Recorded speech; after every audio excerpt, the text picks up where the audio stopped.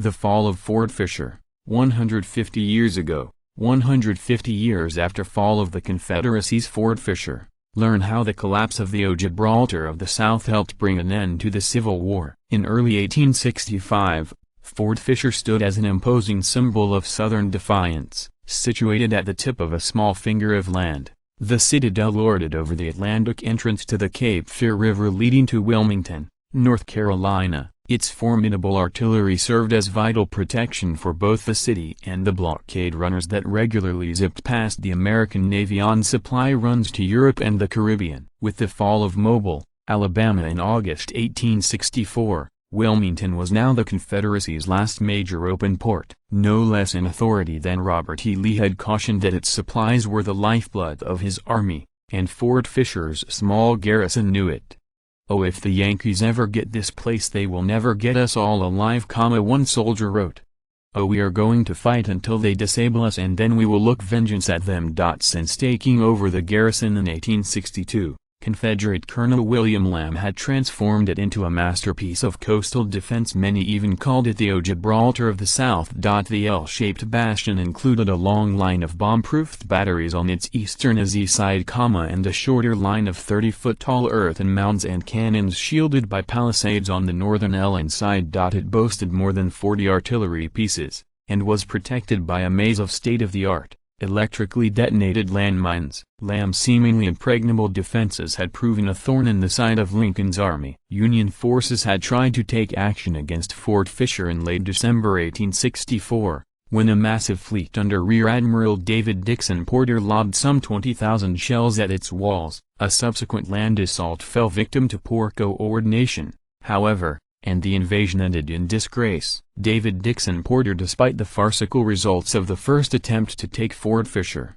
the Union High Command almost immediately approved a second offensive. In early January 1865, Rear Admiral Porter sailed back to North Carolina with an armada of some 60 warships and more than 8,000 infantry under the command of General Alfred H. Terry. After dropping anchor off the fort's Atlantic coast on January 13, the fleet unleashed a cataclysmic artillery barrage. As Lamb's garrison dove for cover in bomb-proof shelters, Union launches began ferrying Terry's troops onto the peninsula north of the fort. Wilmington was outfitted with a contingent of some 6,000 troops under General Robert Hoke, but Braxton Bragg, the officer in charge of the city's defenses, had called them away to participate in a dress parade. When Hoke's men finally arrived, Terry's Federals had entrenched themselves in a line that spanned from the Atlantic all the way to the Cape Fear River. Many suggested Bragg should attack at once and take the enemy from the rear, but the general was wary of Porter's artillery and elected to remain on the defensive. One of his subordinates,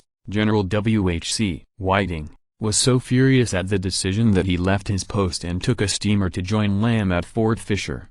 "Oh, have come to share your fate," he said when he arrived. "Oh, you and your garrison are to be sacrificed." Porter's artillery continued to pummel Fort Fisher during January 14 and 15, destroying the lion's share of its heavy guns and reducing its defenses to ruins. "Oh, shot and shell rained on us," one of the fort's defenders later remembered. "Oh, we could not repair our displaced guns, cook or eat or bury our dead lying around us. We were helpless." By the afternoon of the 15th, Terry's infantry had advanced within striking distance of the fort and were prepping for an assault. Not wanting the Navy to miss out on a chance at glory, Admiral Porter committed a force of 1,600 sailors and Marines who volunteered to charge the ramparts armed with pistols and cutlasses. Inside bombed-out Fort Fisher, Lamb and Whiting were getting desperate. The fort's entire garrison amounted to fewer than 2,000 men, and there were now nearly 10,000 bluecoats assembled outside their walls. "Oh, attack, attack!" Whiting urged in a message to General Bragg.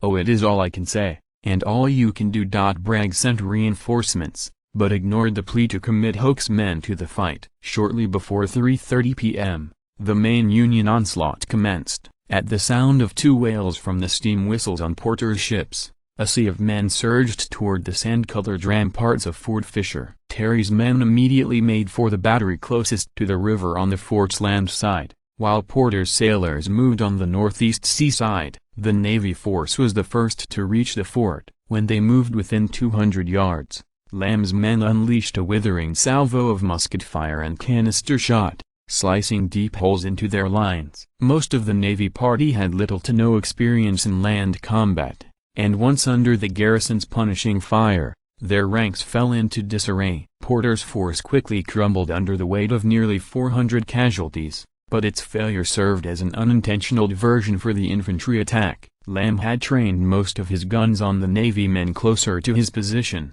leaving the fort's northwest side exposed. Advancing behind a column of men armed with axes to chop through the palisades, 3 of Terry's brigades braved furious fire and began scaling Fort Fisher's outer defenses. Lamb's landmines, which many had touted as the fort's greatest weapon, proved useless. Their detonating wires had been damaged during Porter's naval barrage. Soon, scores of Union troops had poured into the battery on the left of Fort Fisher's land side. The battle devolved into close-quarters combat as Terry's men scurried over the earthen mounds, or traverses, that separated each artillery position. Men began firing at one another at close range, stabbing with bayonets and even using their rifle butts as clubs. Realizing the fort's riverside was collapsing, Confederate General Whiting personally led a counterattack and briefly drove the Federals from one of the batteries. He then hurled himself through the melee and tried to tear a newly placed American flag from one of the fort's parapets,